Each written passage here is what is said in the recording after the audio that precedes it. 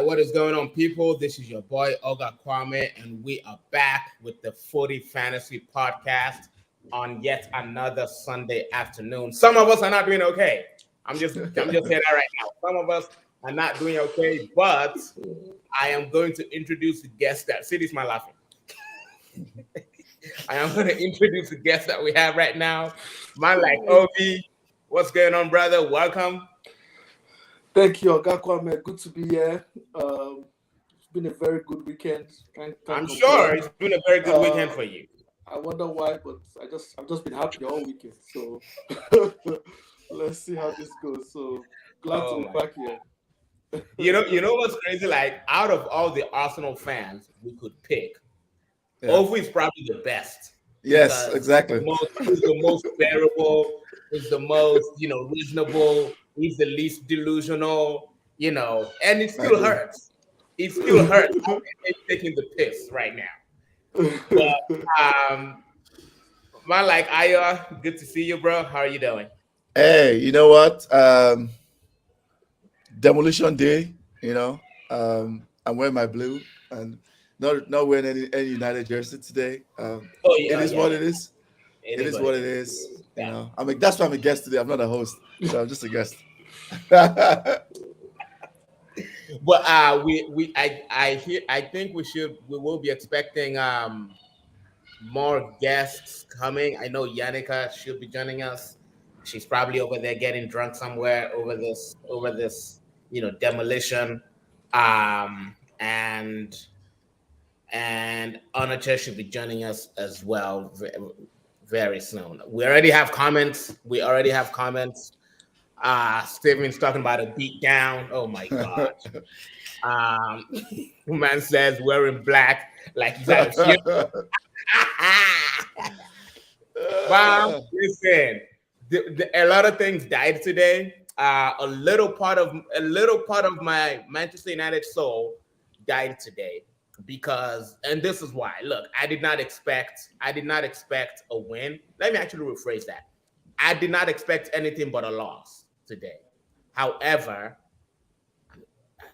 I thought we were done with the days of conceding 5 and 6 goals, and I thought we were done with those days, but apparently we're not. But it is what it is, and we're just gonna get cracking here. We have to review the Arsenal game. What we should do? Why don't we start? Actually, let's start with the United game. Since both of us are already on here. All right, you want to start the United game? Yeah, let's go with United game. And let's wait for Ono Chair is going to join. Steven will join later. That's true. Let's just get it out the way, right? Let's just get this United game out the way. And the goal merchant. Goal merchant. Obi, you still play? You still tap soccer? You still play soccer? Yeah. Okay. I still scored this last weekend. So okay. That's what. Bro, we could have used you in the first half today. We could have used you in the first half today. But yeah, let's talk about this United game. Let's do that. And Ovi, I want you to contribute. From you're usually a little more reasonable than most people, and you're a neutral as well. So let's start with you, Ovi. Like, what went wrong? Because I'm sure you've seen United games, and you've seen how we started the season, and then there's some changes that were made to the starting lineup, and the results that we got from that. Where did it go wrong this morning? Well, like I was talking to you earlier, I think the first thing was out of the block, they were not courageous enough, they're not brave enough. That's the first step because you're away from home against Man City. I mean, everybody should be fired up. You don't need the coach to fire the players, or the players should naturally be fired up. And when I say fired up, I don't mean just running and trying to score. What I mean is be ready to run, be ready to work hard, be ready to fight on the pitch. So I think the initial start, you could already tell that Man U on the back foot, they were not even defending the chances. They just seemed like they were just hoping. And you can't hope because now they have Haaland. So all it takes is 1 or 2 goals and you're in trouble. That's one. In terms of the scoreline being 4 goals by 30 minutes or so, I think it's going to happen because Man U is still early in their new process. And I've seen this with Arsenal. We make 2-3 steps, we win 3-4 games, we think we're back, and then you meet a team that is ready, and then you know that, okay, we still have things we have to do. So that's one thing. Like, for example, McTominay has been playing, rightfully so, the last few games because he's been playing decently well. Yeah. But we know he's not the answer, right? And sometimes as a coach coming in, you want to give the players who are playing well that opportunity as far as they are playing well. Yeah. So it's wrong for you to just bring back Casemiro and just put him in immediately. But I think after this game, it's going to be hard not to play Casemiro because at this point, how much worse can he be? That's one. And it's the same thing they do with Maguire, for example. They played the game against Brentford. They're all over the place. They say, you know what, let's try something else. They played in Varane and the little guy, and they continued from there. So I think that was the first. You give Chelsea Say little guy. Wow. Okay. Respect yourself. His name is called the Butcher. The butcher, the little butcher. Sorry. So that's the first. And you give Man City 1 or 2. And you know when Man City, once they smell blood, they're just gonna come all out. They're hungry. Man City is the one team I feel like can give somebody 10-0. So if you let them, they're just gonna come at you. So I think the start was just bad. Man City when I saw the Akanji and Ake, I was like, no, that's surprising because I saw Diaz and Laporte on the bench. I was like, okay, this is interesting. But that's Man City. They believe they prepare for every game individually, and they felt that that's what's right for this game. But when you chop and change defenses, it's only a matter of time. There's no real stability, and you can get at that defense. That's what I feel. Most great teams in the past have stable defenses, and that's a core of the team. But Man City, they change everything. And for this game, it worked, but it just shows that if Man U had held on a bit, and even the fact that they were able to score late goals shows that, I know some people say, oh, there were substitutions and stuff, but it shows that if you hold on, you can actually still score this Man City team. They've not kept many clean sheets this season, and they're not as strong as they normally are defensively. So there's still hope if you play the right way and with the right energy. But why didn't come out today? Ovi, let's take some comments real quick. Steven is lively in those comments. Yeah, Arsenal fans, they're jumping. Yeah, that's not. They were hiding last season, but it's okay. I know. Man goes, if ETH plays Eriksen, Bruno, and McTominay in the midfield against any of the big sides again, he needs some flogging. Henry goes, everything went wrong. Yes, my brother, everything went wrong. Benny, whatever fire they would have brought, City for Quentin. Henry goes again. We're still in the building process. Yeah, I think that's fair. Stephen again. McTominay wasn't the problem. Playing him with Eriksen against Manchester City was. I worry for Casemiro next to Eriksen in a 2 also. Don't think he's mobile enough. All right. And it's going to be painful, but Man U will turn things around in 2 years, says Henry. Dare goes, Rashford to go. I've been a biggest fan, but time to go PSG. Go to PSG and continue the charity work. Let me tell you something.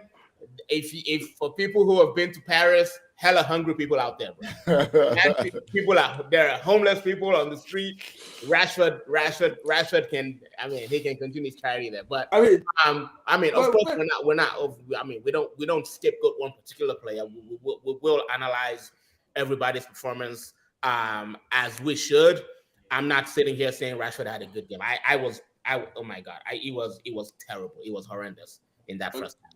I think you're disrespecting the player of the month. Bruv, don't let it. First, I'm not even gonna look. You know what's crazy? I saw Erik ten Hag manager of the month. I'm like, okay, all right. I can understand why. And I saw, I'm like, Rashford, player of the month. How? In what universe? Are they talking about player of the month in Rashford's neighborhood? Then maybe yeah. Certainly not in the whole of England. Hey, it's got 3 goals and 2 assists, though. Respect. I would care. Nah. But what when first of all, let me just put a disclaimer. Yeah. I turned off my television after 3-0. I stopped watching. So I didn't that second half I didn't see what happened. I didn't see anything. I just know that we kept conceding. I know that's all I know, because our group chat was just kept it just kept going. It just kept going. Ayo, when we considered the first goal, because the first goal went in after like 7 minutes, I think. Yeah. Right. What went through your mind? Were you thinking, we can still, nip this in the bud. We can maybe not lose badly, or maybe even get a draw. When that goal went in, what was in your mind? Because I thought we were going to lose badly, because I said this, like, I saw the structure and the shape, right? From the 1 minute, there was just constant attacks, waves and waves of attacks. So I was looking at the structure, and you see in the group chat, I was complaining that the structure of the team is off. This is how it looks similar like the structure under the last game under Ralph Ragnick, right? Where the midfield is trying to press, the attack is trying to press high. Midfield, one of them is trying to drop back, McTominay. The other two are trying to press. So there's a whole, I-10 expressway, I-45 expressway, what gap in the middle. I saw that. I was like, oh yeah, okay. And this is what I think, right? I think it's a combination of match rustiness, right? 1, 2. Just like I think Ovi maybe probably mentioned, right? It's a process. A lot of times, players in their growth and development, right? They fall back to old mistakes. This is old mistakes that they were doing for years under Solskjaer, under Ragnick. So they went back into, like, maybe they consider first goal. People just started switching off, and once that happens, the structure was off. City will blitz you. Like, once you give City space in the midfield, there's nothing. Like, Haaland is incredible, right? Haaland is an incredible player, but the key was the midfield. They were running all over our midfield. Like, there was just too much space. So when that goal went in, to answer your question, I was like, "Ooh, this is gonna be bad," because I started seeing everybody was getting dragged all over the place. KDB had the chance to, like, dress up the ball, go fry an egg, make balls from yam, come back, like, just like. And then he took his child to daycare in the middle. Once that's happening, you're in trouble. Like, KDB with this amount of chance, you're joking, right? And this is not City of, like, even I always try to tell people a lot of times, right? A lot of the victories we got against City back those times, they were lucky wins. Like, Absolutely. They were very, very lucky wins. Absolutely. So that's like that City team, you throw in Haaland. We don't win any of those games. I keep telling people this, because then City could not lob ball, those crosses into the box that they do now. They couldn't do that. So you could sit deep and have 5 defenders. If you do that now, you're deceiving yourself. Haaland will just, like, movement. His movement alone, 3 defenders will hit each other and fall. Like, that's what Haaland does. Yeah. Like, I've been watching these guys since Bundesliga. Yeah. So it's like, adding Haaland to this City team and the way we played, where we couldn't keep the ball. So that's another thing I was going to talk about. We just could not keep the ball. Yeah. Like, City were ready for the two ways to build up. United build up in 2 ways. Either we lob the ball to the midfield, we try to win it back with a mid press, or we try to build it back through Eriksen. Eriksen drops deep and tries. And City were ready for it. And every time Eriksen got the ball, if you go and watch it, there was somebody or 2 people blocking his line of passing consistently. It was either Foden or Bernardo Silva or KDB and Foden. They're like, okay, this is the guy, we're going to cut out supply here. And once they cut it out, we have to go back to only one option. We lob the ball, or Martinez tries to lob. So they cut it out. And going forward, I think that's a big problem, because I think if people see that blueprint, a lot of people start practicing. And I'm not even saying big teams now. I'm even saying, like, mid-table teams start seeing that blueprint and start preparing for United against that. So it was a demolition day derby, like the title says, demolition day derby. All right, let's take some more comments. These comments are flying in. Steven goes, play Casemiro as a DM with Eriksen and McTominay in front against weaker sides, or you use Bruno for Eriksen. People are just laughing at us in the comments. Only 2 games played in the month. Yeah. Man played only 2 games and got player of the month. I don't get it. Bro, yeah, I did. I cut that feed, bro. I did cut the feed. I almost called AT&T to turn off the internet too. The Blaze, they didn't have control. It was a Blaze, and they didn't have control of that midfield, or they weren't competitive. There was zero control of that midfield. There was completely no control. There goes, even when United was down, I still felt very confident. I believe in the trio of Sancho, Bruno, and Eriksen. I think we have a strong creative force. I believe what we didn't do enough was getting City's face, unruffle them. I still feel more confident in this team than in a lot of other United teams from the past. I agree with the last part of that comment. I still believe that if there's any team, if there's any crop of players and any manager really that can get United out of the rut we've been over the last decade, it's this guy. It's this guy. How did I feel about the game? I mean, like I said from the beginning, I did not go in there expecting a draw, or I expected to lose. I was just shocked by the way, by how many goals we considered. It was very reminiscent of all the Ole Gunnar Solskjaer era. If anybody knows me, I get triggered easily by anything that reminds me of Ole. And I got triggered. That's part of why I after the third goal went in, because it just kept like what I was thinking when that third goal went in. I was like, God, please let this not be Liverpool all over again. And it was worse than Liverpool. And I don't know if you agree with me. Again, I didn't watch the entire game, but this is what I saw in those first 36 minutes, right? Every single time our forward players had an opportunity to keep the City players busy, they failed. You're going into a game against City, and of course you're not going to enjoy a lot of the ball. You're going to play on the counter, right?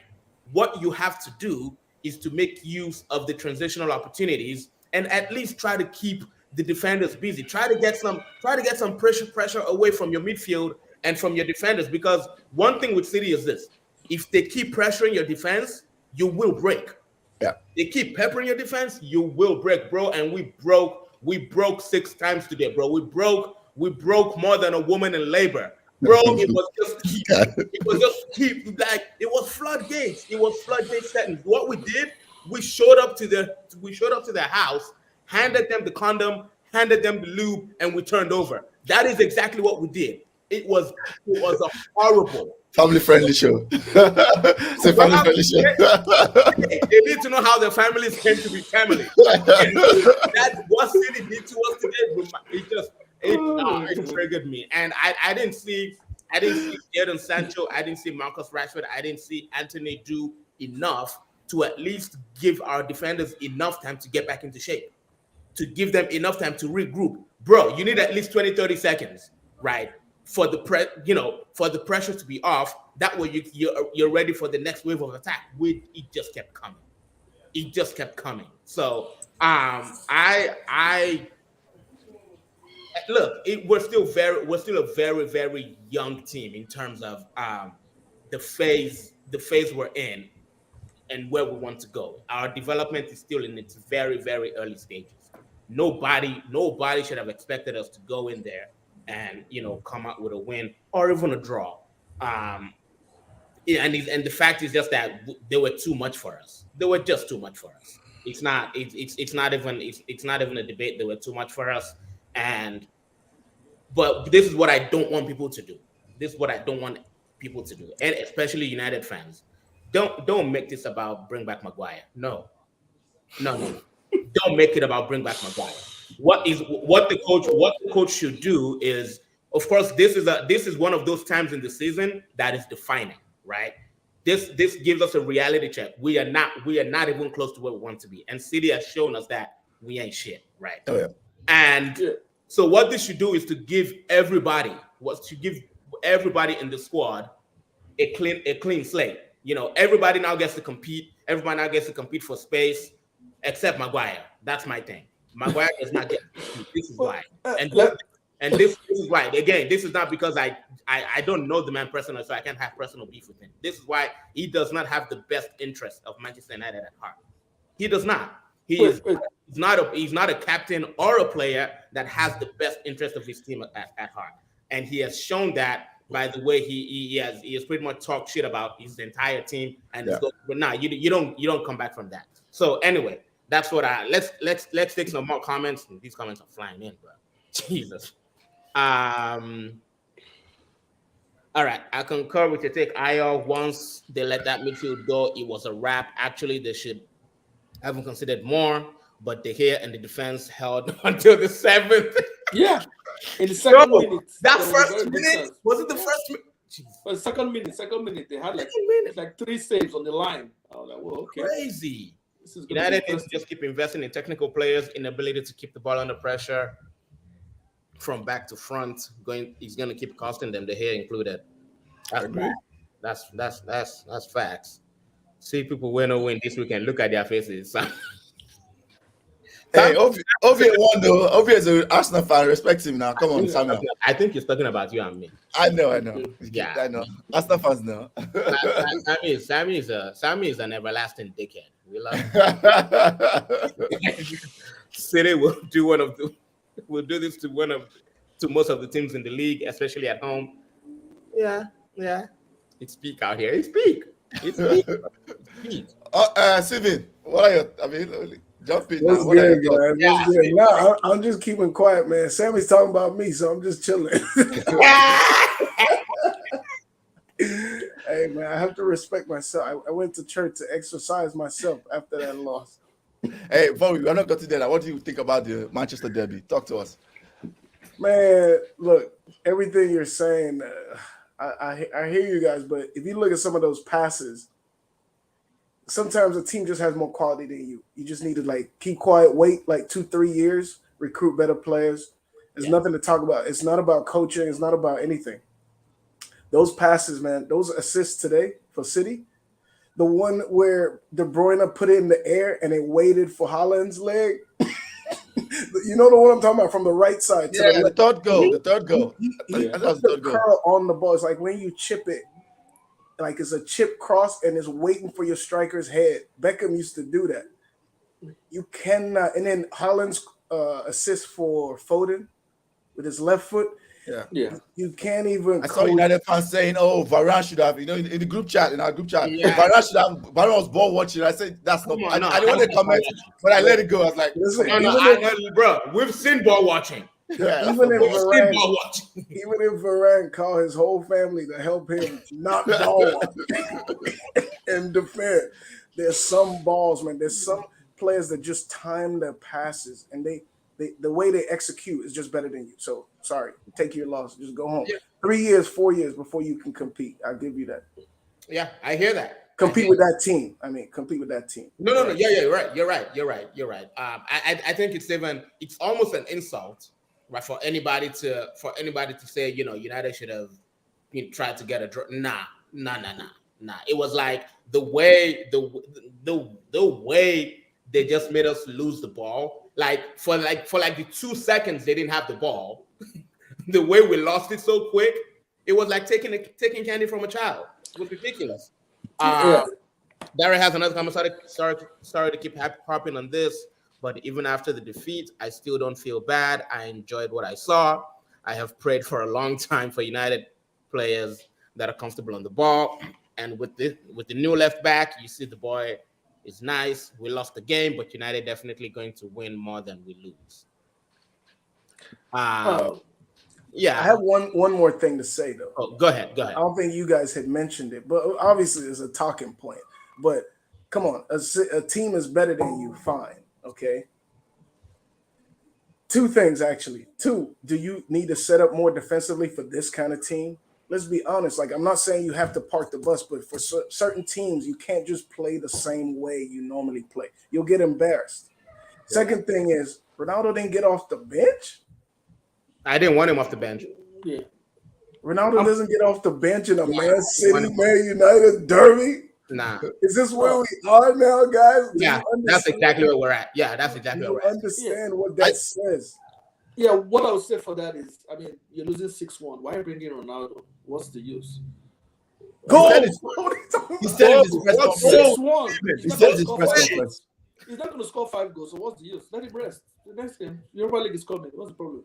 He said his press conference. They asked him. He said, because of Ronaldo's big career, which I think is trolling, my opinion, just my opinion. Because of Ronaldo's big career, he said, I will not bring him off the bench. Come on, I'm embarrassing. Is that what Ten Hag said? Yes, yes. He said the post-match press conference. Well, me, I think it's trolling. Let's put that there. I think it's It might trolling. be trolling, but It's trolling. the 6-2 score looks better than it is. But at the time you could have brought him in, it was probably 6-1 or 5-1. Yeah, So what are you correct. bringing him in for? Yeah, what are you No, I bringing agree with in that. for? I agree with that. Yeah, so Yeah. No. Halftime it was 4-0, wasn't it? Yes. Yes. That's what Halftime it- was so what are you 4-0. bringing him for? What are you bringing 4-0? Ronaldo on for at that time? 4-0. 4-0. You're You're saying a not 4-0 running game is dead? Is that Of how you course. feel? Huh? So this is my opinion. course. Can I say something? This is my opinion, Not right? for winning, not for winners, man. I personally think, right, Ronaldo is not buying into Ten Hag's principles. He's not. Yeah. He probably can't. Ten Hag cannot come out and throw him under the bus. Of course, that would cause a mutiny. That would definitely cause a mutiny. So I personally think Ten Hag is showing Ronaldo that before I even go to you, I'm going to go to Martial because next week I need Martial. I don't need you. Yeah. Exactly. That's what he's doing. And I agree with that program because Ten Hag, I mean, Martial is he actually fits into what Ten Hag is trying to do. So you might as well bring him on when it's 4-0 and see what he can do, right? Even just to give him minutes, he's been injured for a while. Give him minutes. Let him come back. Yeah, so I think the message, Steven, is that Ronaldo officially is not part of the starting 11, the regular starting 11 Manchester United, and that is okay. And this is why. Look, he's no. Hold on. Somebody not being part of starting 11 is one thing. Somebody not getting off the bench for a derby is another thing. Now, I think the statement is more than what you're saying right now. He's not part of the starting if we didn't have Tony Martial coming back from injury, who was sitting on the bench as well, Ronaldo will probably come on. Yeah, that's true. But Ten Hag is looking like, well, I need Tony next week and the week after that, so I might as well bring him in right now for fitness purposes. Okay, fine. Look, it's not an arguing point. I'm trying to get it from you guys what exactly that means. You're welcome to. If you say that means Ronaldo is not in Ten Hag's plans, because that's what it shows. I think so. I've said this. He's not in his plans. No, not even long-term plans, Ovi. Short not term. in his plans. No, short term doesn't matter about long term. Breakfast tomorrow. Yeah, he's probably going to go at the end of the season. Steven, y'all want him? Ronaldo? We'll take Ronaldo. We'll take Ronaldo. Hell yeah. Hell yeah, we'll take Ronaldo. All right. Hell yeah. We'll take Ronaldo. He might not. I think what happened with you guys is Ronaldo was in a headspace like, I want to leave. Anyway, when Ten Hag came, have you watched him this season? I always ask you when people say these things. Are you thinking of Ronaldo last season or yesteryears, or have you watched him this season? Do you watch him? Do you watch him in Portugal? Do you watch Ronaldo? But hold on. The headspace is one thing. He was already in the headspace that I don't want to be here when Ten Hag came in. So to your point, Ayo, he wasn't trying to listen to Ten Hag. Like, he's the player. They're trying to do something in training. He's probably just doing his own thing that works. So he has also declined though. He's in a headspace that's completely different. So he needs to leave. Okay. And but he has also declined though. He has declined massively from just last season. Yeah, but come on, man. Come on. We were saying that about Messi, right? Last season. Come that's on. Messi. That's Messi having a good time. Messi. Let's not That's Messi. Two different players. I'm just saying mentally, his headspace, he's not going to be performing now because he doesn't want to be there. But in Portugal, what about Portugal? Do you watch in Portugal? He was trash. It'll always affect, man. It'll always affect. Okay. Yeah. Steven, for whatever reason, I don't care if it's headspace. I don't care if it's, for whatever reason, he is dead food this season. And it's not even, and this is not even. Wow, look how quickly people don't watch it. Let me say something. Wait, look how we're calling Ronaldo dead food now. That's what he is. This world is wicked, bro. This world is wicked. But Steven, the same Ronaldo 10 years ago, when he was a 27-year-old, was making man retire early. I hear you. Okay. I'm just saying this is the wickedness of the world. That Ronaldo dead food. It's facts, though. What I was saying. It's a wicked world. Yes. Yeah. For older players, you harsh, bro. Right? For older players like Ronaldo, what do you need to do to keep playing? You need to take care of your body as best as possible. What does that mean? You have to come to preseason early and stuff like that. He didn't even have preseason. So you're 37, you're not having preseason. I mean, it's all it takes is at that age, you have to do everything right to keep playing. Yeah. And then you just decided you want to miss preseason. So stuff like that is going to affect you. So it's Okay. probably not fully fit. Okay, I hear you guys. It's all good. We'll take Ronaldo. Yeah. Bro, y'all welcome. He's free. He's a free agent at the end of the season. Y'all can take him. But I have a last question on that. Just personality question. Let me just take these comments real quick. Oh, okay. Go ahead. My bad. Steven goes again. KDB had his carving knife out. Facts. Henry. Yeah, Steven will have to come correct today, especially with his league prediction.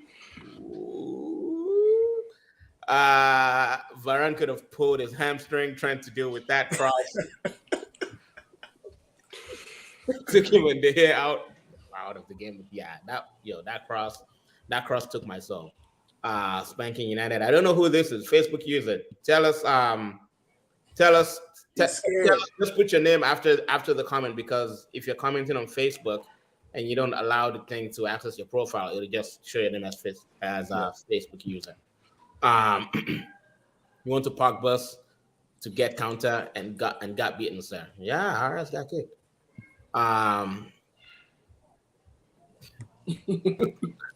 Ronaldo should retire. Hey, Ronaldo should retire. Yeah, man. Wow. Even the Portuguese, Wow. even Portuguese people were like, Portugal before Ronaldo, or something like that. Is that what it said? Portugal before Ronaldo. Like, they're tired of him. From what, 2 games? That's the fact, tired. That's respect. What Ten Hag said. Yep. Why are we watching Losers FC today? Bruv, whoever you are, don't let us descend on you. I'm just telling you right now. Conte out a 2-game was dead. Yeah. Okay, hold on. He's speaking to my point because I said you think 4-0 game is dead. Yeah. But Conte thought a 2-1 game was dead because of the red card. So this is not apples to apples. Was it 2-1 or 3-1 before I started making changes? No, it was 2-1. 2-1 Before I red started making card. changes? Red card No, was at we 2-1. scored. No, Yeah, it was 3-1 when he started making changes. Yes, we scored just after the red card. Yeah. But I'm just saying it's not apples to apples. There was a red card. Shut up, Ono man. Shut up. Oh my God. Yeah, Crystal Palace. Last season, when your team was in the mud, you said you came out and vowed that you're a Crystal Palace fan. Stop. Just shut up. I know. All these Arsenal fans, Transformers FC. One was PSG, one was Crystal Palace. Now that they're doing well. Now they believe in their coach. Shut up, all of you. All you Get out of here. Get out of here. Let's go. It would have been more embarrassing for Ronaldo to throw him in after first row. Yes. Exactly. I think so. Yeah, I agree. Okay. Henry goes, absolutely. Steven makes a good point with setting up appropriately against a team like City. Man, you have the players to suck up the pressure and hit City on the counter. City don't have a solid defense. Thank you, Henry. Thank you. I'm only saying it because we did it successfully. And I'm not saying play like that all the time. Daria goes, I disagree with Ronaldo declining. If you aren't a starter, of course you aren't going to be as sharp. All these CR7 fine boys, they're everywhere. Man scored a hat trick against Spurs in 10 That's 10 months ago. Oh my God. We are not, you know what? Wow. I'm not even interested in this point. Wow. Oh my God. Let's be clear, because you can tell from Marshall's goals that City's defense is great. Ironically, a team like Spurs. Let's bring back Ibrahimovic then, if that's what we're doing. No, Exactly. Come on. Let's bring Come Falcao too. No. This is Ronaldo not. didn't want to be at Man United from preseason. Facts. CR is in dead food. It's just hard for him to run at the pace of the prime. And That's equal. That's code for dead food, bro. Yeah, and he's not fully fit. Age catches us all. Hell yeah. United need to start playing football rather than relying on the counter attack. shut up, man. Crystal Palace, your team, Crystal Palace, lost to Brighton. Can you talk about that? Oh, lost to Chelsea, your Crystal Palace team. Get out of here, fake Arsenal fans. I'm gonna make him some crap. 2-1 and he cleared the bench. We scored just before the subs could get on. Oh, okay. These Arsenal fans cannot wait for us to get to the Arsenal section. I'm here. Let me validate that. Like Steven has always been here, even when they were in the mud. Steven, they were always here. The rest of them ran away. All of a sudden, they were not interested in doing podcasts again. I remember last season, I text Arsenal fans. Oh, yeah, I'm busy. You know, I'll go maybe ceremony today. Okay, Arsenal fans. All of a sudden, I gotta go to church. I gotta go to church. and the person doesn't believe in God. They tell you I'm going to church. Oh, okay. Sure. Okay. All right. Let's talk about Arsenal. Let's talk about Arsenal finally. No, hold on, Mike. Quick question, please. Quick question. Okay. If you are Ronaldo, granted, you didn't want to be at the club. New coaches come in. You see the times changing. Do you want to come in to the Man City, Man U derby 4-0 down, halftime? Do you want to come in? Hell no. I know You Ronaldo. think he wanted to come in? That's where I'm going. I don't think he wanted to come in. I don't think he wanted to come in. Yeah, I mean, yeah, I want to just say a few things about United. I mean, the first thing I think for Ronaldo, the first thing is the fact that he's not starting. It's already bad enough. I mean, so every other thing is secondary after that. You're not starting the game. I mean, that's one. And then two, today, when I was saying stuff like they were not brave enough, they were not courageous enough in the beginning, they were not even able to just hold the ball and make 2-3 passes. They were scared. Like, they were just kicking the ball, trying to, I mean, I'm like, yes, you are coming on the counter, but sometimes you got to pass 1-2 before you throw the long pass. They were just getting the ball, boom. I'm like, where are you pumping the ball to? Calm down. You're going to have technical players. You have Eriksen, you have Bruno. They can pick a pass. Sometimes 1-2, then throw the pass. But they were just, boom. And then you're not going to go anywhere with that. So they were scared. Like that's the problem. They were just scared. They didn't want to be the one to make the mistake. But they were just passing the ball. Like, just relax. Put 2-3 passes together. Something will open up. Then try their true pass. Something. Come down. Okay. Ray is talking about, I've been asking to get him. That's true. To be fair, Ray, Steven, Henry, I'm not talking to you guys. The Arsenal fans who I'm talking about, they know themselves. You can, and they are the ones that are no more commenting. That's all I'm going to say. Wow, they got scared off. Okay. Let's talk about Arsenal. Enough of United. Let's talk Arsenal. Okay, all right. Let's talk about Arsenal. We'll start with the winner. Toby, tell us. What can I say? We are top of the league. Let's go. I want you to address a few things, Ovi. Right? Yeah, how did you feel going into the game? Yeah. How did you feel going into the game? What did you think about that red card? Right. Okay. Mm-hmm. And do you feel like Conte is being too negative? Oh, okay. So how did that feel going to the game? Of course, for Arsenal fans, derby is always, it's kind of double edged. You're excited, but you're scared because you don't want to lose. Of course. Arsenal are lucky in that home record. We have the home record in the derbies. We've only lost once in the last 30 years at home. So we have the home record. So typically we win at home, lose away. In bad seasons, we draw at home, lose away. So you kind of, I mean, in this context, a draw would have kind of been bad because the narrative now is that Arsenal cannot beat big teams. So we need to win the game, especially at home. So you were kind of scared for that. The second, you asked about, what was the second question? Remind me again, sorry. The second question was about the red card. Oh, the red card, it's, I would say that's more it's Sunday. It's Sunday over. God is watching you. That's what I'm saying. Relax. Keep going. Calm down. I say it's more like an orange card because the only reason why you can give a red card to that is just because the ball was gone and the guy kicked it. But even at that, I still feel it's still a yellow. That's my take. Respect, Ovi. I respect you. That's my take. But my thought is sorry to interrupt you, Obi. I just want to make this point when I'm talking about this. If this was against Arsenal, whoo, the petition, they'll start petition videos on Twitter. They'll start at change.org. They'll say they should petition Anthony Taylor. Yeah. He should be removed from the league. You start seeing videos from unbeaten 2004. Right, and they'll be like, "Oh, he's a Spurs fan." I'm just saying, I know. Yeah, but that's why I said it's an orange because I still see videos about that Eriksen thing. I still see videos till today. Oh, if not for this Eriksen thing, we should have beaten Manchester United. Sure. But, that's why I said it's orange because it's not really a clear yellow. Either way, you can understand where the referee is coming from. Yeah. But if it was my team, I would want to receive a yellow for that. Yeah. But if whatever the referee decides, it's going to stand because VAR is not going to overturn it either way. So that's why I saw that tackle. So it's up to the referee to decide. Ray has an opinion on that red card. He says it was a red. It's been given many, many times. Half the red cards Arsenal got during Arteta's reign were like that. Clumsy, but it's high. it is a red. Henry goes not Rubbish. higher, but understand it from an Arsenal fan's perspective. We are easily the most fouled team, and we don't get called. Victim mentality. Victim agenda was agenda. Victim mentality. I mean, we all ask for consistency, but it's hard to be consistent because look at Man U's game, for example. In the first minute, Grealish skins Dalot. Yellow card. If fouls him, gets yellow card.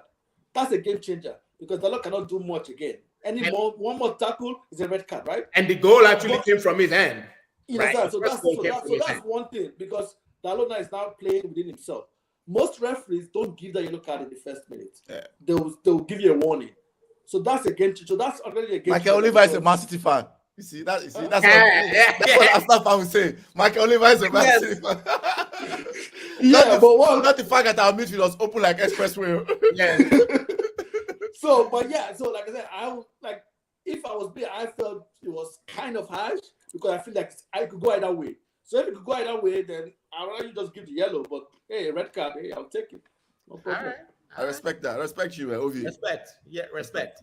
What is and we're gonna talk to Stephen on this one, but just quickly, what is your opinion, Ovi, on the way Conte has been playing football? Because there's a school of thought out there saying that look, this man has the players to play ball, right? Rodrigo he's a baller. You have Yves Bissouma in your team. He's a baller as well. Højbjerg is somewhat of a baller. There is no reason to play that kind of negative football. Conte Liban. Yeah, but he's already of that school. It's terrorist football. Yeah. We've seen this with Mourinho in the past. Like I remember when there was a season where Madrid won the league title on head-to-head over Barcelona, and Barcelona had like 10, 15 points goal difference more than them. Yeah. But what Mourinho was doing was playing Ronaldo as striker. He was playing Pepe as DM. And all kind of dodgy things like that. So I never was complaining about the same thing with all these players you have. So it's the same thing with Conte.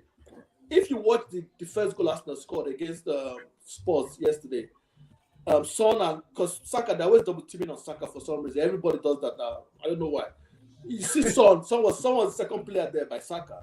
If you see the way Son raised his leg, even me when I'm tired playing my local league on Sunday or Saturday, the difference between me and Son is, we're just pretty much the same. Son did not want to be there, but he just has to be there because that's what the coach told him to do. He raised his leg and he just stood there. And of course, Saka faked him a couple of times, passed to White passed to Partey, and Partey scored.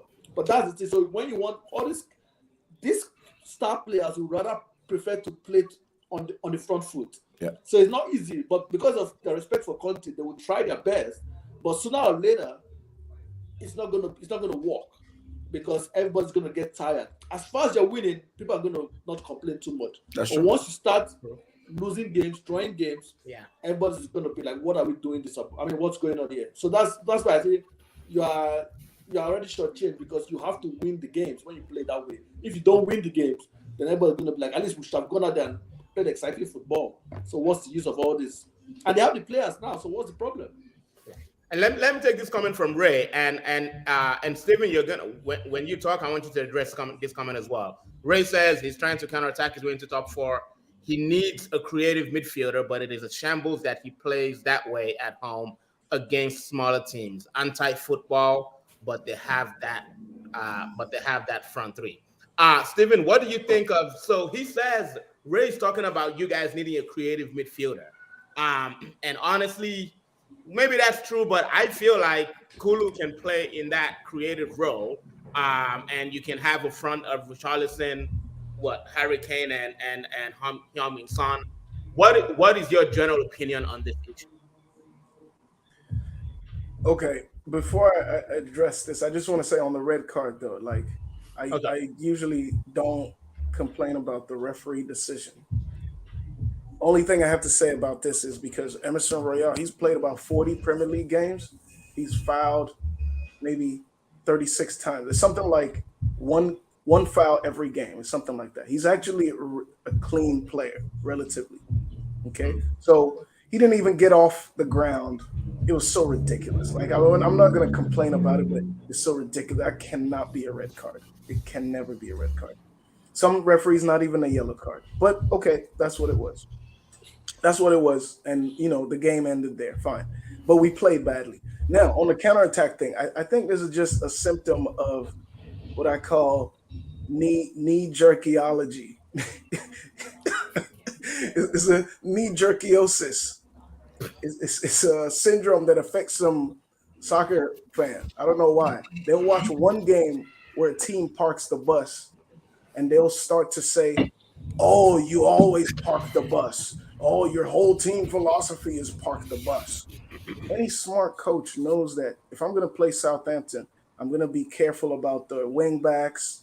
I'm going to watch Ward Prowse on free kicks. I'm going to play them differently than when I play Brighton, because Brighton's threat is from Trossard, it's from Welbeck's runs. So I might need to park the bus against a team that's, that has runners. But I may not park the bus against other teams. Nobody was complaining about this when we won and Sun scored 3 goals 3 weeks ago. How many goals we scored 3 weeks ago? 6 goals. Nobody was complaining about this. So when you see a team park the bus, it doesn't now mean that their overall philosophy is to park the bus. It means you have a smart coach that is changing his tactics according to the opponent. Now, some teams are good enough skill-wise, like Guardiola's team, that he doesn't really need to change his tactics from team to team because they're so good skill-wise. It's like a team A playing against team B's. Once in a while, one of the team B's will give them an issue, but usually all he has to do is, hey, this is how we play, and their skill level is so high they don't need to change their tactics. For normal teams, we do. Second thing about that, and kind of in a trend of that point, is we actually don't have the players as you guys think we do. I've always said this on this podcast and many other forums. We're trying to play 3-4-3. We do not have world-class fullbacks, which is completely important and necessary to play the 3-4-3 properly. Our wingbacks are Emerson Royale, who was a winger, a bad winger, converted to a wingback. Yep. And Perisic, who's a 39-year-old man who is somehow playing. He's a 39-year-old. He's somehow playing. Last time you said it was 52. I know, because somehow this guy is still changing his passport around and getting into country that he shouldn't get into. But somehow he's doing it. Then we've got Jed Spence, a player from Nottingham Forest, who Conte did not want. Conte wanted an upgrade on our wingbacks. Instead, Daniel Levy came in with his normal Daniel Levy buy, which is the 21, 22-year-old that you buy for the resale value. Conte has said it publicly. He didn't want Jed Spence, but the club wanted him. He put it out there. So that's why you haven't seen Jed Spence play. Conte wanted an upgrade on his wingbacks, didn't get it. Then we have Sessegnon, who Conte is trying to teach the position, basically. But it wasn't really working out. Because Sessegnon wasn't working out, that's why we bought the grandfather, Perisic. Okay, so this is our wingback situation. And this is the key positions for this formation. In this formation, you don't really need an attacking, like a creative attacking midfielder. That's not what Conte is usually trying to do. So I have a question, though.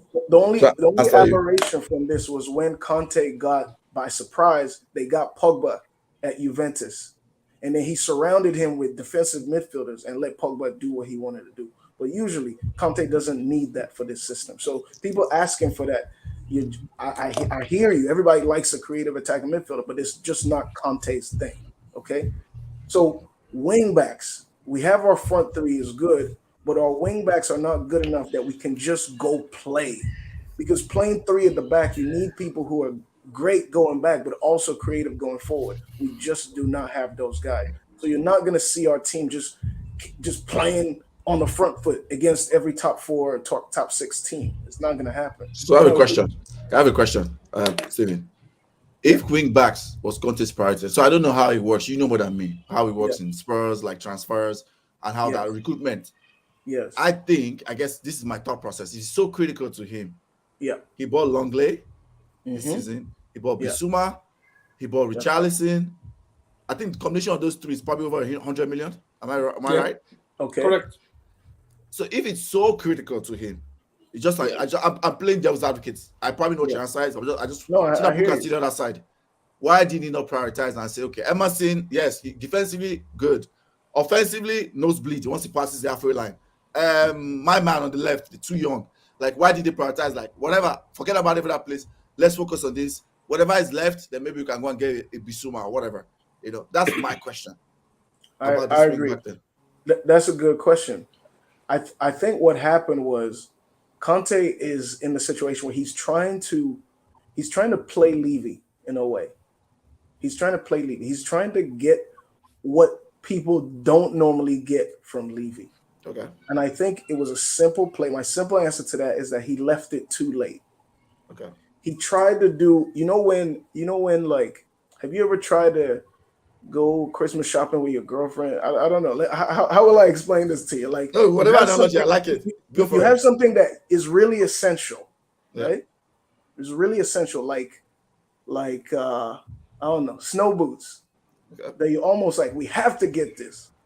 So what you're gonna play first are the other things, with the mind that we must still get a snow boots. We have to still get the snow boots at the end, because you feel like she's not gonna say no to that. You have to get those. Yeah. But at the end of the day, you came back there and she was like, "Oh hell no!" Yeah. Look, I mean, what? Look. Yeah. The summer died on that final purchase. That final purchase was supposed to be an experienced one, but Levy put his foot down for Jed Spence, which is Levy's kind of buy for the future. So the summer died that they wanted to recruit somebody more, but it's just not Conte's pick, that Jed Spence. But I will hear you, to your point. He probably played it wrong and could have, the Longley one, I'm not, that probably was a cheap buy. I can't remember. I don't know what the money was. I'm not sure. It was a loan. So the Longley buys, we're not going to add that to the money. Yeah. But Bissouma, Richarlison, we could probably have gone for the wing back there. I don't know the full detail, but I know everybody knows that this is what Conte's system relies on. Correct. Very athletic and very good wing backs. It's not going to happen without that. So I always laugh when people say, "Oh, he has all the players. He has all the players to do that." We don't. We really don't. All right. Henry goes, fair enough, because Steven did complain about his fullback issues before the season started. I remember that. He did complain about your wingbacks, yeah. He actually did say it will be their main issue this season. He complained about it during the preseason too. Yeah, I remember Steven saying that Spurs will be okay in the season 2, 4 or 5, regardless. What about the game, though, Steven? Yeah. What do we think about the game? So, Stevie, before you say about the game, I want to mention something about your wing backs. Yeah. So I just wrote down the wing backs you guys have now: Emerson, Perisic, Spence, Sessegnon, Doherty. Hold on. That last name you call, if you call it one more time, Doherty is you one call of it your one more time, something bad is gonna happen to you tomorrow. He's on the bench, right? So he's a wing back. That deep. He's a wing back, right? So 5 wing backs I called. So if you are Conte, don't forget that Perisic was one of his first signings. So you probably thought Perisic could do the job. Mm-hmm.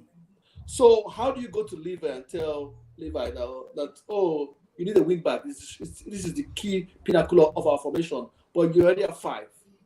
That's why it's a hard point. Exactly what you're saying. See, you're doing the Levy argument. That's what Levy would say. But Conte has to make the case that he doesn't have the quality in any of these positions, in any of these guys that you're saying. Doherty, come on, man. Come on. Yeah. Doherty's but it was supposed to be the last 2 years. This is the problem as a coach when you're coming in trying to say, hey, I need a new winger. But you have 5 guys, but none of the 5 guys are at the standard you want.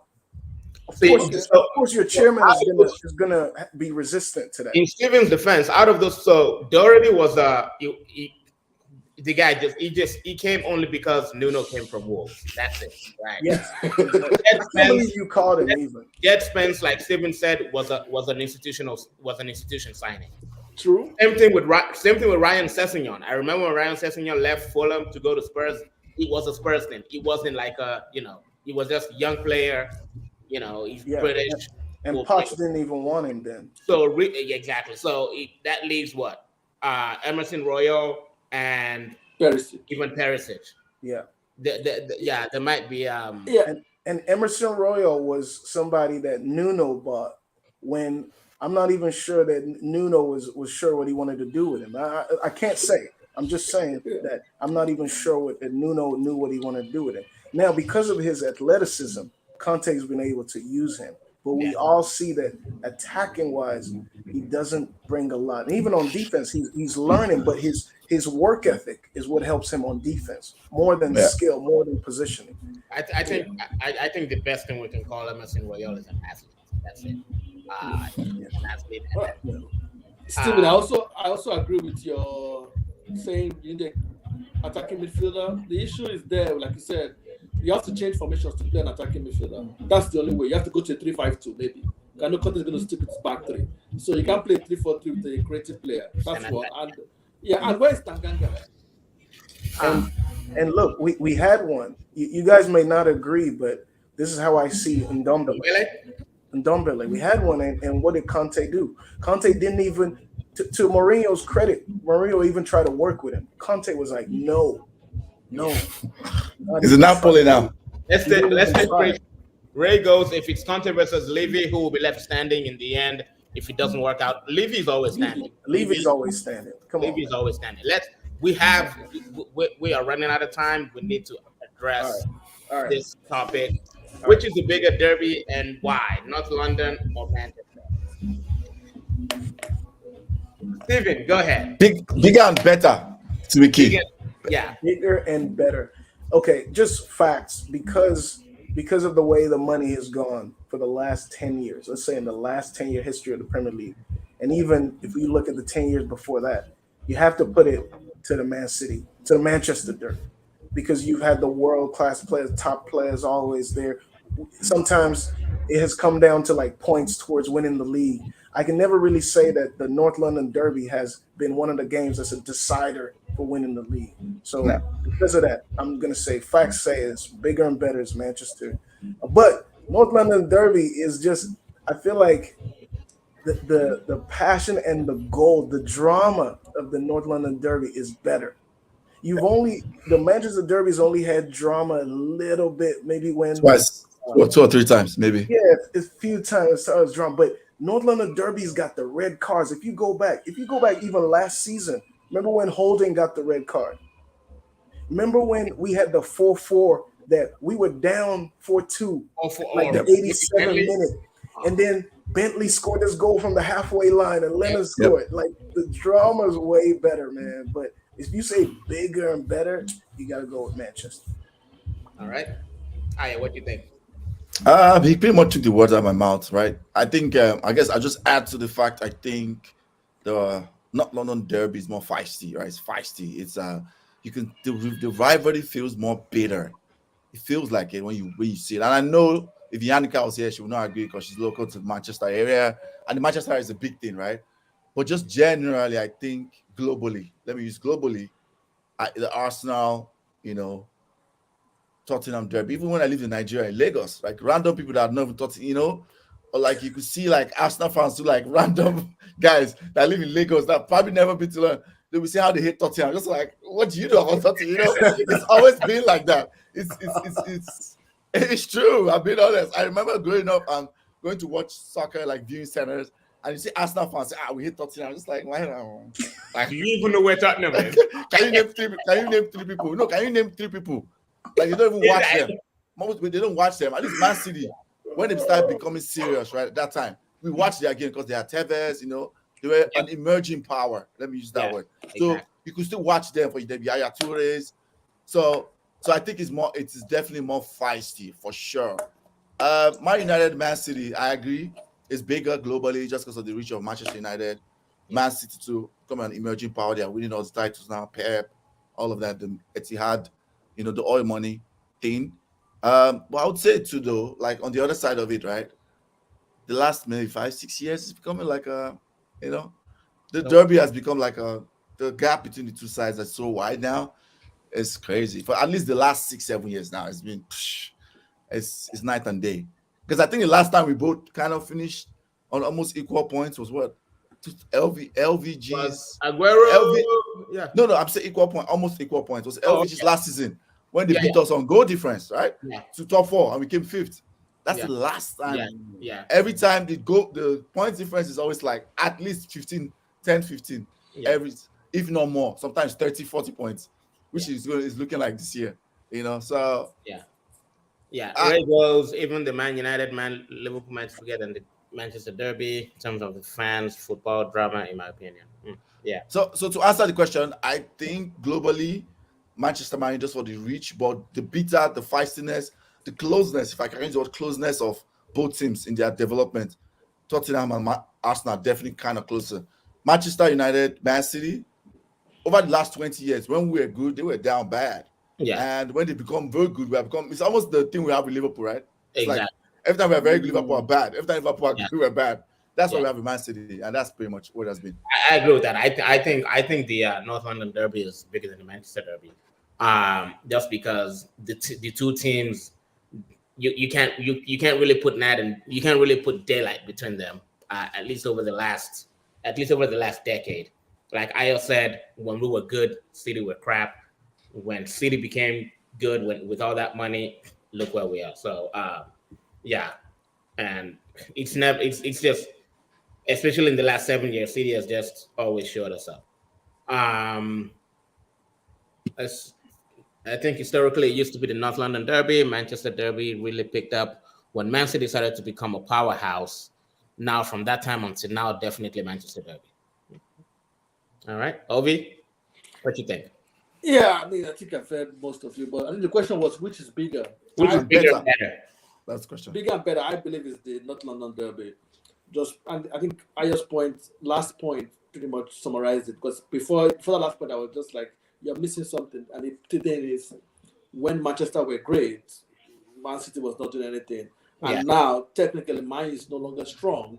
But even when Arsenal were great, winning league titles, Tottenham were still coming 5th, 6th, 4th, 3rd. It was kind of a contest.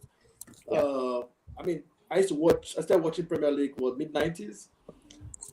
There were some seasons where Manchester City were not even in the top flight.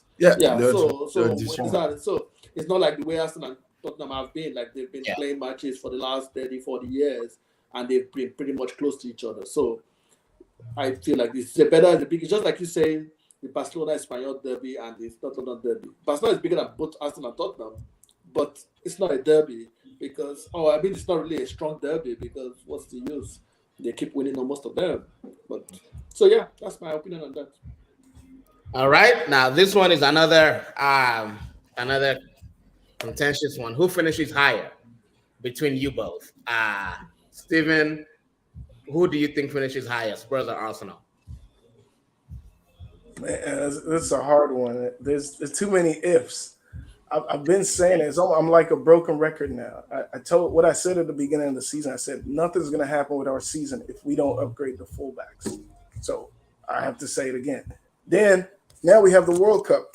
I can't make a comment about this without the World Cup. Like, let's see after the World Cup, man. Because if they go to the World Cup, I know Jesus is going to play. If Jesus doesn't play with you guys in the second half of the season, Ovi, all this celebration you guys were doing yesterday is over. It's Ovi, bro. It's over. I like that.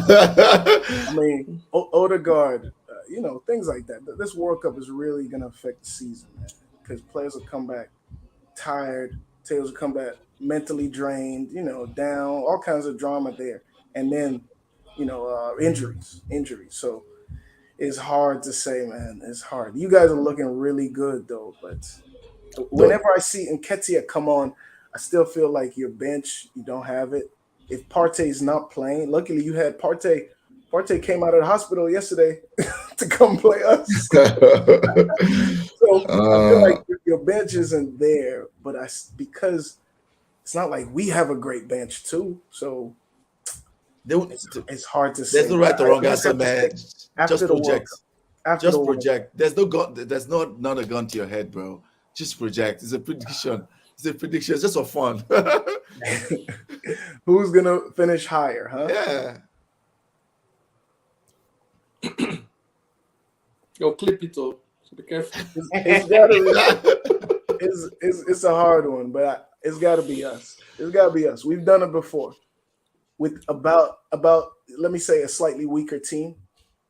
So it's got to be us. Yeah. Okay. All right, Ray goes. I'm coming to you, Ovi. Ray goes Tottenham unless Partey can stay fit.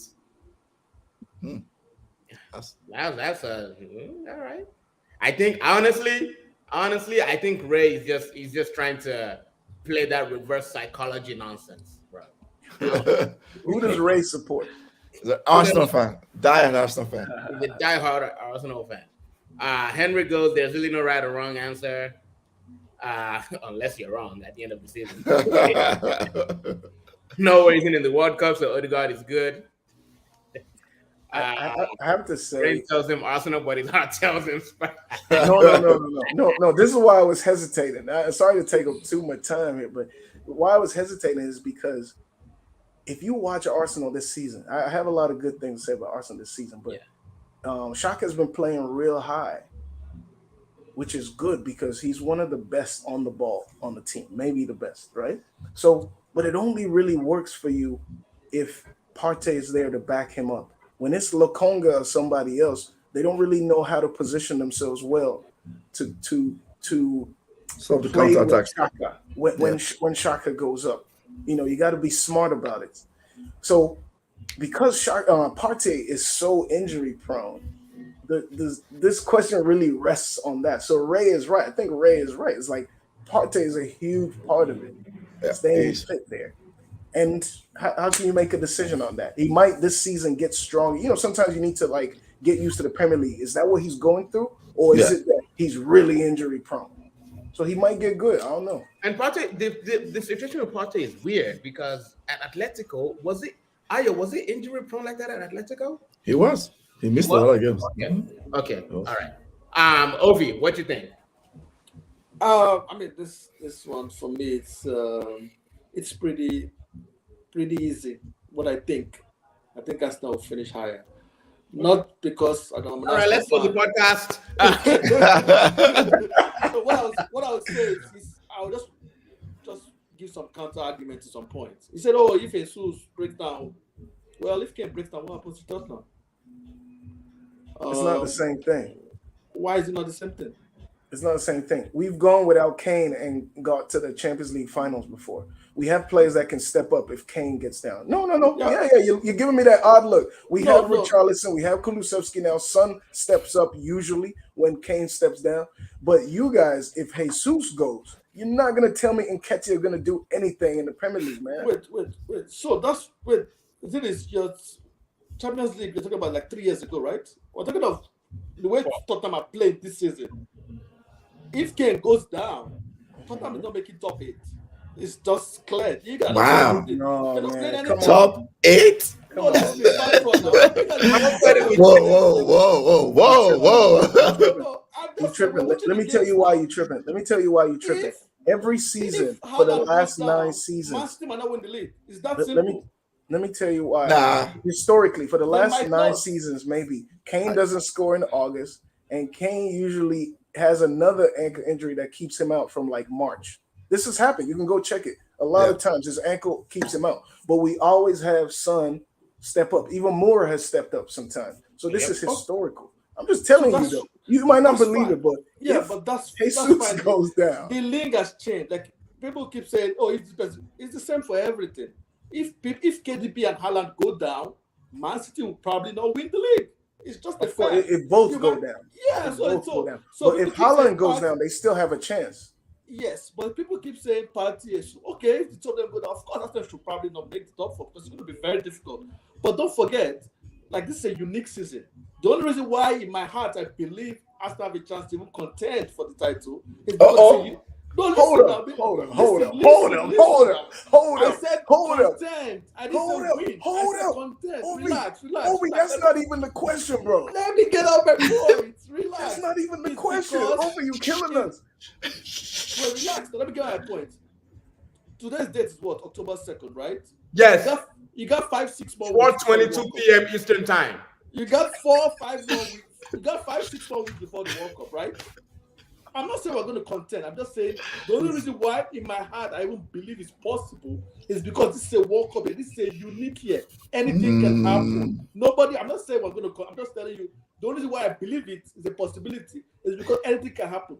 Man City players, most of them are going to play the whole World Cup, right? If you look at Arsenal players, for example, so relax, just relax. Let me get my point.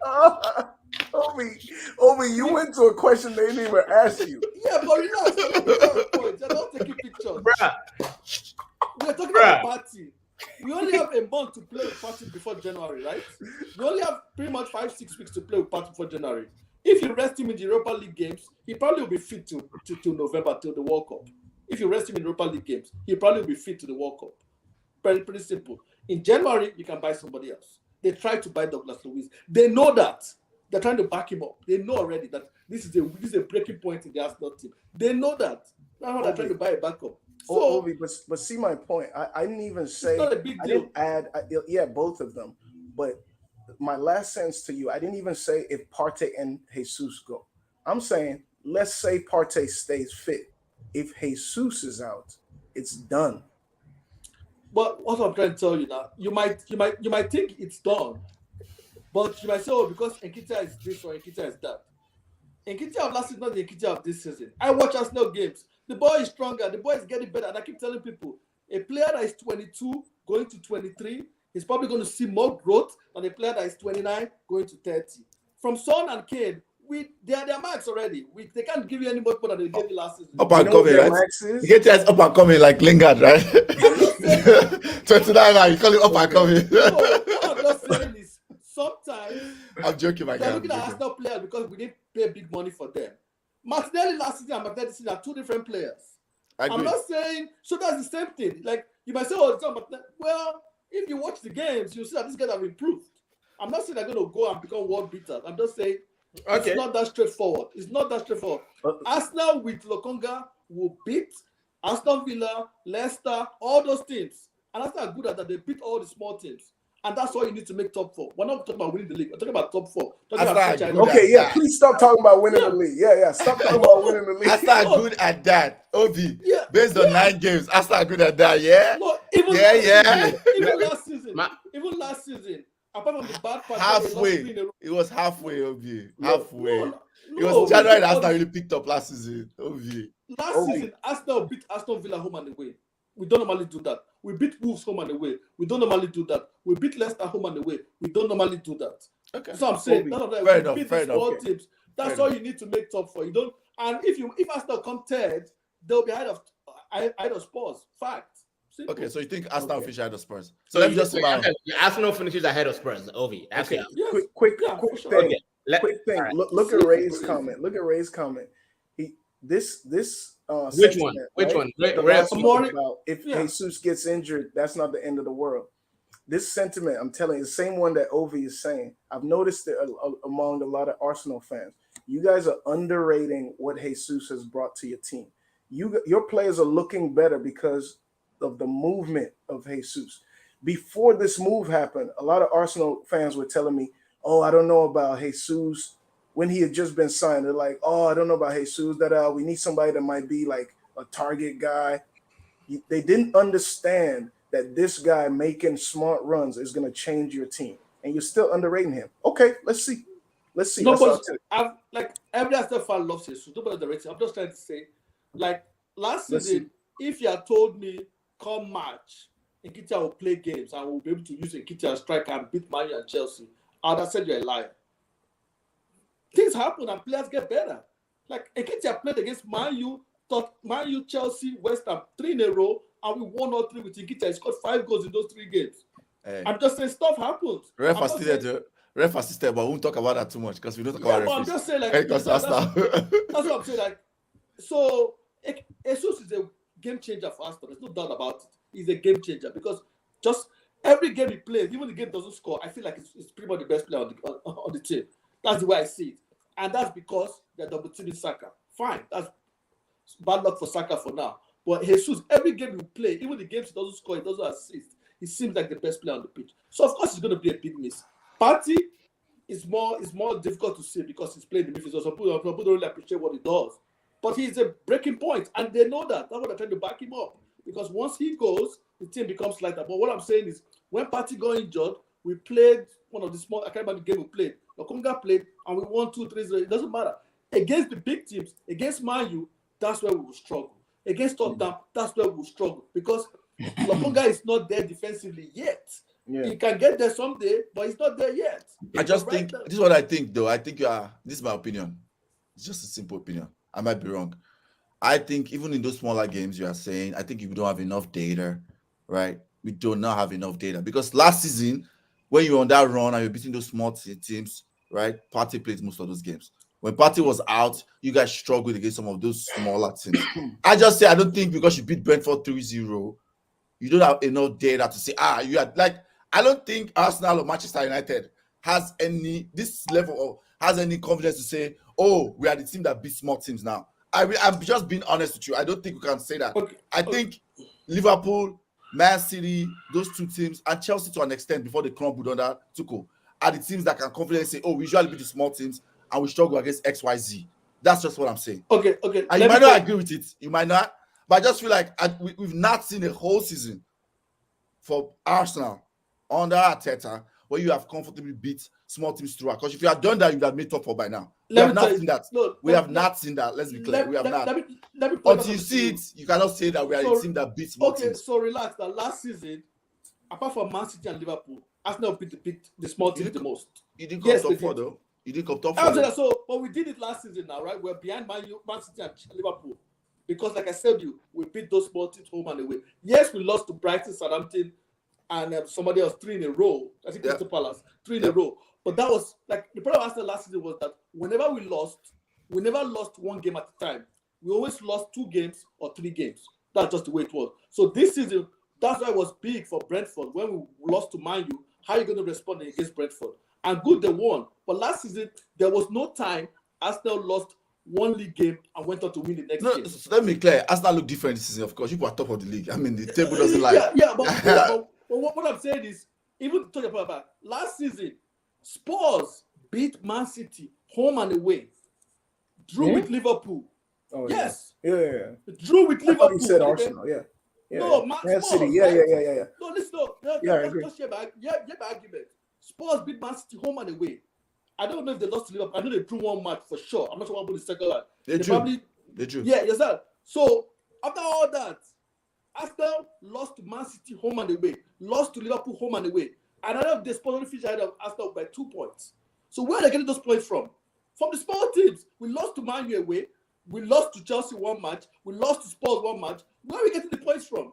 From the smaller teams. So Arsenal from last season have already shown, like I always say, they beat Aston Villa home and away. They beat Leicester home and away. They beat Wolves home and away. So I guess to tell you your answer, I think what you can say is right because you, like you've said now, you beat home and away last season. Like most of the small teams, you won most of the small teams, still did not make top 4. I guess what you can say is, in order to make top 4, you need to beat all the small teams and still take some points from your top 4. Exactly. That's okay. What so let's not end it there. I feel like we are saying the same thing. So Arsenal are good at taking points from the small team from last season, not from this season. From last season. Because they've done it, they in fact show it. Like I pointed out historically, even under Arsene Wenger, right? We lost to the big teams, but we are not. They only finished 2 points behind Tottenham. We only finished 5 points behind Chelsea. After losing, Chelsea will play Liverpool and draw Liverpool, even win them sometimes. But after I lost Liverpool like the last maybe 10 times, same thing with Man City. We don't even play with those teams anymore. So this is the first time maybe we can try. But every other time, Man City beat Arsenal home and away every season, home and away. So last season, even with all that, we still finished 2 points behind Tottenham. That means we're picking more points from the smaller teams. Just facts, numbers. All right. Well, for sure. I think you're right. If you beat small teams, yeah, that's a way. That's even a strategy if you want to use it like that to make top 4. But I'm still telling you, man, Jesus is more important than you think. And Nketiah is not gonna do what you think. That stuff he did, that run he had. Let me tell you, little players like Jeremy and Ladier, they always have those kind of runs. Okay, that's not happening. That stuff's not happening across 5-10 games. It's just I'm not. My comments. But what I'm saying is, what about if they don't get injured? Yeah, win the league. come on, man. Are you Yes, arguing? I thought you So, were arguing nobody knows to that. a point here. And like I said, How are you gonna if- say what if Yeah, they what don't get? because Of course, everybody- then you got it. Okay, then you can win the top 6. the way they are playing, barring Man City. All right, let's take some Everybody comments. Let's take some comments, guys. All I know is, come the end of the season, when people start talking about Lokonga, man like Awilo Lokonga.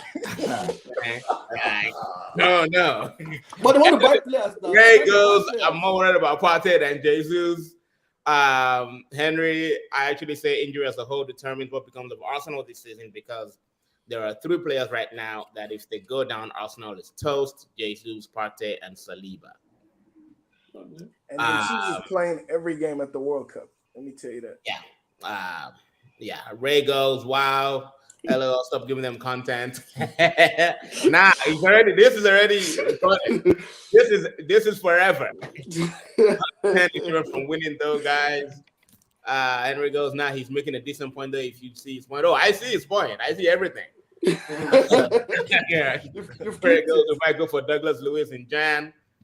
Facebook, I just tuned in and everyone was looking flabbergasted. What did I miss? Let me tell you what you missed, Facebook user.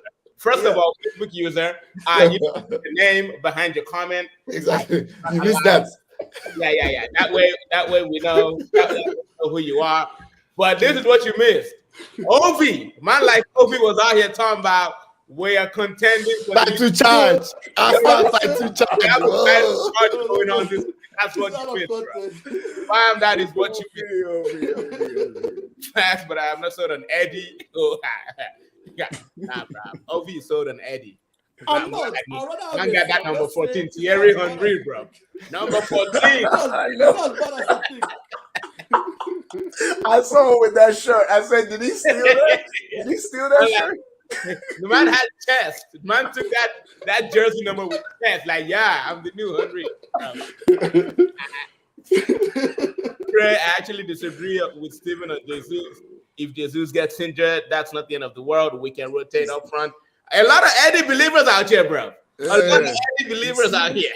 Like I said, it's not. And they just say we're gonna rotate up front. Who are you gonna rotate? You're gonna rotate. Who's gonna? So you put Martinelli in center forward. You put Saka on the right, and who's gonna be on the left? Smith Rowe is injured until the World Cup, bro. Okay, let me say this. I mean, we've played Liverpool. Let's assume that we win Liverpool. Between Liverpool and let's assume. I'm just assuming. Can't assume anymore. Wow. Please rewind. What are we assuming? Sorry. That will beat Liverpool next week. After Liverpool, let's forget about the result. After Liverpool, between Liverpool and going to the World Cup, how many big teams do we play? I think maybe 1. I'm not even sure if we play any of the big teams anymore. Before we go. Mm-hmm. No, Man City, Americans and L, I would just, if it's a win, I will just give them the 3 points. Let's move on. What I'm saying, okay, let's assume that between now and November 16th or 17th, we play only Man City. Yeah. All the other games, without Jesus and the rest of the squad intact, we win all those games. Simple. We win. Wow. We win all those games. Simple. That's not title charge. Let me see a title charge.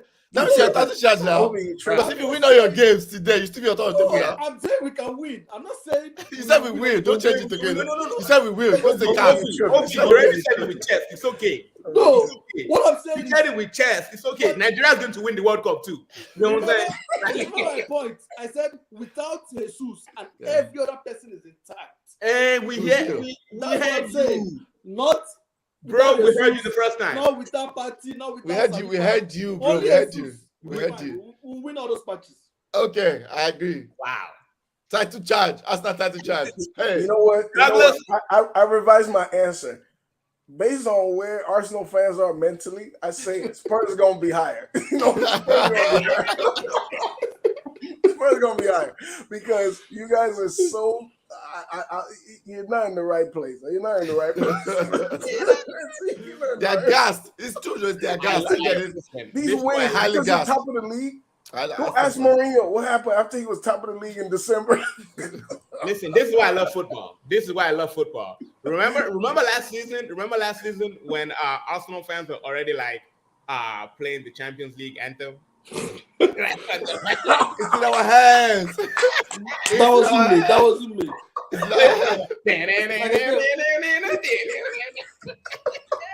So let me ask the question. It was that slippery hands. Let me ask you that about last season. So why did we lose to Tottenham and Newcastle? The last two games. Why did we lose those games? You lost because Tottenham and Newcastle better than you. That's all I know. For those games, right? They were better than you, yes. For those games, right? Yes, yeah, they were. but if you look at the Tottenham game, who played? Played Hey, we don't know. They play for Arsenal. They play for Arsenal. That's all we know. They're Arsenal players. So relax. I know it wasn't me because I wasn't on that field. So we played. So there was no party, right? Hey, it just happened to everybody. No, listen, now, I'm not saying. So we didn't have Party. That's your first choice defensive midfielder. You didn't have your first choice right back because Tomiyasu was injured. Ben White, I think they just injected him for that game. He was just coming back. He was even injured. We didn't have Tierney left back. That's 4 positions. Listen now. Best academy. You have best academy though. But listen to my point. So what did we do this season? We strengthened. We got Saliba. So we now have White and Tomiyasu on the right. Yep. What did we do? We had Tierney last time, which was our best player. Our weak point there was Tavares. Now we've bought a left back. So the weak point. So now, even your backup is good enough. He doesn't deserve a name to be mentioned, Zinchenko. No, I'm just saying. What I'm just trying to say is Arsenal identified the problem from last season and they're strengthening. They will keep strengthening. They identified the problem with Party. They try to buy somebody. If they don't buy him now, they'll go back in January and buy somebody else. I think we're spending too long on this though. We have Let me say my comment quickly. I think Spurs will finish above Arsenal. I have a bet with Justice, my friend Justice Akuche. Yeah. Long-term Arsenal fan. So I said Spurs will finish and I'm sticking to my bet. So that's fine. Yeah, I said Spurs finishes above Arsenal too. And I'm sticking to it. I'm sticking to it. Quick story over. I went to my bro's crib yesterday to watch the derby, right? And then at the end of the game, I was like, so y'all happy now? Like, is that okay now after what we did to you last season and you playing in the Europa? He was like, no. The only way y'all can revenge is if y'all kick us down and we get relegated. But that's not gonna happen. That's the only way he'll feel better. All right, before we go to Kudos and Donkey of the week, let's take more comments. Ray says, I'm not underrating Jesus. I'm just saying he gets injured. If he gets injured, we're not done. Okay. Henry, absolutely not. Steven, nobody's underrating Jesus, bruv. Facebook user, Jesus is the end of the season after Haaland and Darwin. Please, Darwin, no. Darwin is with his spaceman step overs. Please, don't put. Man said Darwin. It's step over. Have you seen the step overs? I know. It's like a windmill, bro. It's like a windmill trying to cross the wall. It's like it's going to the space. It's going to the moon again. You see step overs. Look. That comment was going. That comment was going great until he mentioned Darwin. Bro, listen. Like I said, this guy must be a Liverpool fan. Yes, she's commented again. That guy is Andy Carroll with shea butter. That's what he is. Ray says can play Martinelli, Eddie, and Saka in a few games if you need to cover. Yes, the drop off is there, but Partey is so key to our play that we can't even build up. We can't even build in the middle to get the ball to the front players. Okay. Agree with Ovi there. All right. So Arsenal's going to win the league. All right, cool. Partey, Saliba, Jesus is actually the correct order. If we didn't focus any of them, and the season is over. Not a coincidence our season fell apart at the end of last season when Partey was injured. All right. I'm the chairman of Mane FC. Praise be to Sadia. Linger, we know you're the one. Yeah. Read the comment. Read my comment. Moving for president. See how they win presidency. Once you say we're gonna win the league, it's because we haven't seen Arsenal play this good in a very long time. There is a completely different mentality with this Arsenal team. God. And the team is young. Arsenal have one of the youngest teams. I'm not joking. Don't abuse me. I'm joking. Don't abuse me. Also, just before we go to the next segment, please, all of you, apart from Ovi was consistent, and maybe Steven. The rest of you, just apologize to Arteta. I'm still waiting, though. I'm just saying. I'm still waiting for all the Arteta out guys A lot of Arsenal fans. I don't remember if Henry was on part of them, but hey, some people in that comment. I'm not going to name names though. You know what I'm saying? Exactly. All of you are Tata out though. I'm just saying. When's the apologies coming out? I'm When is the waiting for apologies coming out? So go ahead. That's all. exactly. Rant. All right, let's go to the last segment, Kudos and Donkey of the Week. I don't even know if I have any. I didn't write any down, but who wants to go first? I'll go. All right, go ahead. I decided it based on watching the Premier League, basically the games. I was just looking at the games and the drama that we know around it. For me, kudos of the week. The moment I enjoyed the most was seeing Conor Gallagher bang that goal, that winner in for Chelsea. Because, man, there's nothing like being sent out on loan because you feel like, man, you're basically being sent out of your squad. Like, you're not good enough. That's the truth. You're not good enough yet. Yeah. He goes, he bangs it up for Crystal Palace. He actually gets called back. And here he is playing his Crystal Palace friends again for Chelsea, and he got to be the one who scored the winner. Like, I can't imagine the kind of confidence that I'd give that dude, man. And just the coach to believe in him. It's just so positive for him. I couldn't believe it.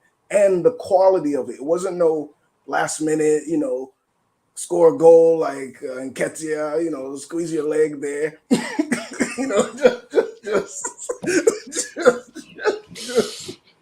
Just try to do something, manage to put a toe in.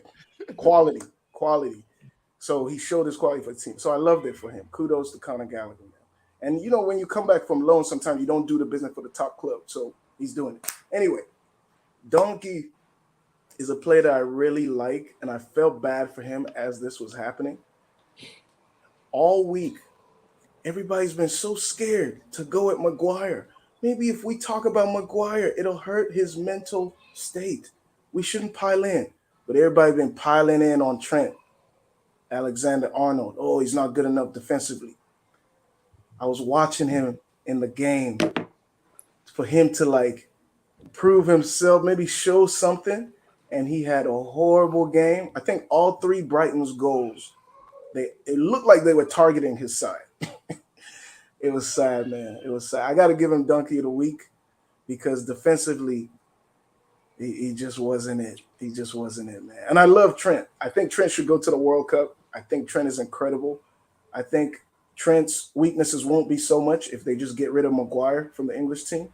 But he just had a bad game against Brighton, man. And I feel bad for him. I love you, Trent. Still a good player, man. World-class player, man. Let him play. But this week, you suck, bro.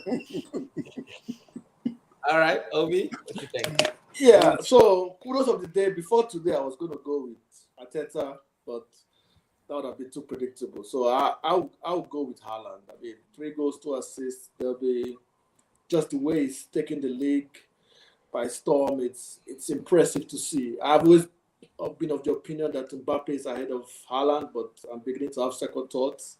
He's just the beast and the phenom so far, and I'm glad to see that. It looks like he's on course to break all kinds of records. But let's just sit back and appreciate the quality of the man. So I'm glad for him. So he definitely gets my kudos. For Donkey, I would have gone with Wolves, but because they just sacked Bruno Lage today, but I don't think. Oh, they sacked him already? Yeah, they just sacked him today. So, but I wouldn't go with them. I just felt that's. But I mean, you guys, coaches, if you're not performing, maybe Ole will get the job. Yeah, it was. Maybe who get the job? Maybe Ole gets it. But my okay, that was needless low blow. Go ahead. My Donkey always needed, bro. My Donkey in the spirit of the derby weekend is Conte, because he was complaining. He was saying that I should stop complaining about referees when they beat us about the red card, and he did exactly the same thing when we beat them now. So just for that, and since it's derby weekend, I'll just give it to Conte. Okay. He didn't really complain though. Well, he said it in his post-match that I don't want to talk about the ref decision. Talk about that, and then he now talked about it. So, but what kind of donkey is this, man? Don't be donkey my coach, man. I thought he was really stand up in the comment. I was waiting to see, and in the post-match, he said, "I'm not going to talk about the ref decision." Yeah, he said that, but what are you talking about, Ovi? Well, listen now. When Mourinho said if I talk, I get suspended. Yeah, pretty much talked. Oh, come on. Come on. Come on. He didn't talk All about right. it, man. So yeah, He really kudos didn't to talk Haaland, about it. Donkey to Conte. Let's No, go. he really didn't talk about it. He said, I'm not going to comment on the ref decision. That's bad enough. Don't talk All about right, it. let's take Lingers comment before we go to Aya. Kudos goes to Haaland. He's demolishing this league, and I feel silly for ever doubting him. She goes, instead of giving Trent Donkey, I'm giving him a big hug and a slap so he can clear his head. You got to give him Donkey, man. 3 goals, man. Come on. All right, Aya. I think everybody has said. I'll give one that maybe I would say it's controversial, but I feel like just because of his excellence, he never gets enough praise, and just because I'm just taking some digs against some of my friends in group chat. I think it's Pep Guardiola. It's funny how he never gets enough credit because people always say it's about he gets all the resources. Oh, can't you see his team? He spends all the money. I'm reminding people this. You can write this down. Pep Guardiola is going to leave Man City. They'll still have all these resources and they'll be as great as they look now. I'm telling everybody this right. Just write this down now, today. I agree. The man is an incredible genius. And not just because they win, it's because of how he has adapted. If you know tactics, football tactics, and not the people that just watch football and see goals, people that understand what goes on when you set up structures of teams. I'm sure Steven has seen this OV2. It's like, if you look at that Man City for 16, 17 till now, and you see the evolution of everything he has changed consistently to get here, and when he changes things, and people are like, oh, what's he doing? Why did you buy Grealish? Anyone that watch the game today will understand why he bought Grealish, right? Yep. If you don't understand football, the man is a genius. He doesn't get enough credit. I'm going to say it. I think he's the greatest manager of this generation.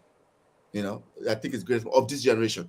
I think so. Since Ferguson retired, I think Pep is the greatest manager of this generation. People can say what EPL is the Super League right now, and that's the reason why I'm giving EPL is Super League. All the money, all the best players, all the coaches are here, and this man has won 4 out of 5, and he's probably going to win 5 out of 6.